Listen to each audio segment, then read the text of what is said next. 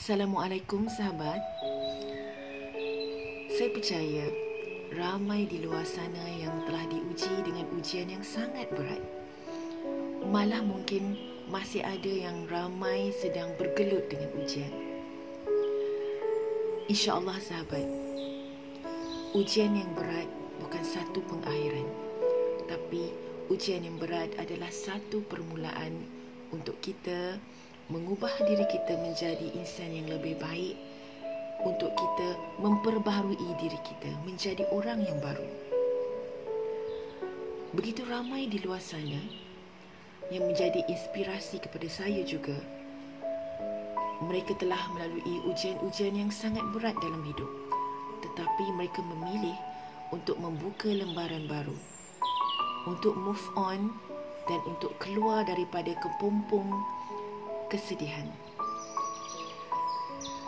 Di saat ujian datang, inilah masanya dan inilah juga pengalaman saya.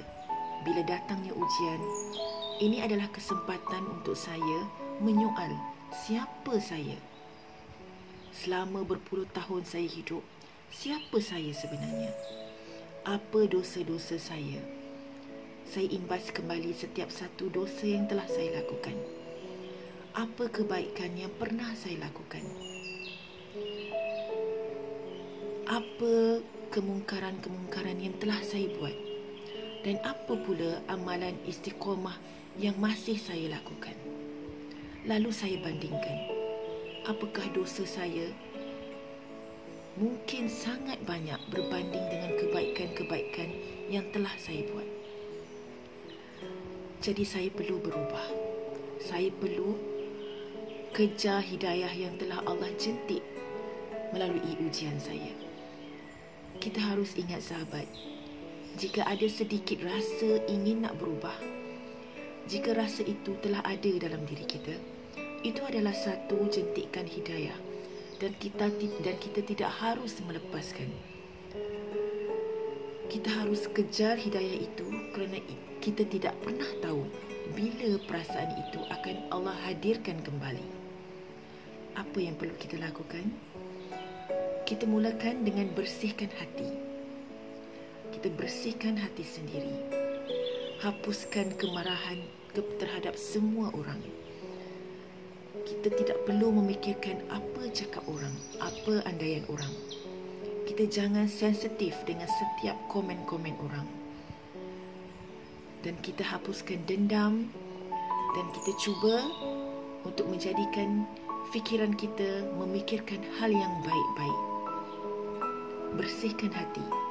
Kemudian kita mulakan dengan niat untuk berhijrah, untuk berubah hanya kerana Allah. Bukan untuk mengambil hati orang lain, bukan untuk membuat orang lain bahagia. Kita perlu berubah hanya kerana Allah. Kerana Allah yang hadirkan ujian, Allah beri peluang untuk kita berubah dan mengingatinya semula, maka kita perlu berubah hanya kerana Allah. Kemudian, kita maafkan semua orang.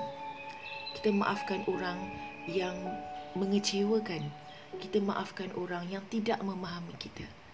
Kita maafkan orang yang tidak menghargai kita. Dan kemudian kita memaafkan diri kita sendiri. Diri kita yang penuh berdosa. Kita harus memaafkan diri kita untuk kita berlapang dada memulakan perjalanan yang baru dalam kehidupan kita.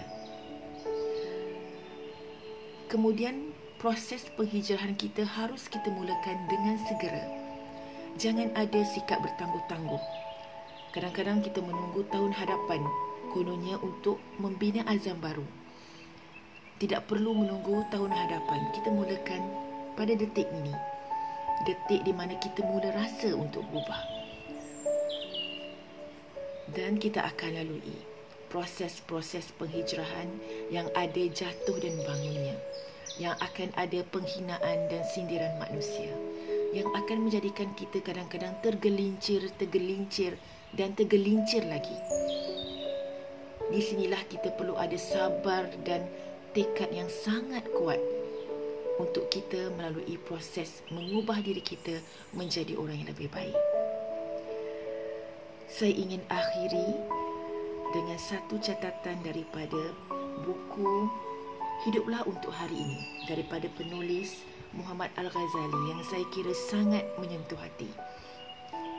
Beliau menyatakan bahawa orang yang melihat dunia dengan pandangan yang luas pasti tidak akan membiarkan diri dikuasai keadaan yang menimpanya. Seburuk apapun situasi itu, dia akan terus berusaha mengambil manfaat daripada situasi itu dan menghadapinya dengan hati yang lapang. Dia seperti benih bunga yang ditanam, lalu putiknya muncul menembusi tanah dan menyiram sinaran matahari dan menyambut sinaran matahari. Tanah yang hitam dan berbau serta air yang kosong tidak mengungkungnya. Bahkan ia padukan kesemuanya untuk menghasilkan warna-warni bunga yang indah dan harum semerbak. Seperti itu jugalah seharusnya seorang manusia dalam menguasai diri, waktu dan lingkungannya. InsyaAllah sahabat, semoga kita juga menjadi seperti benih bunga yang akan subur kemudiannya.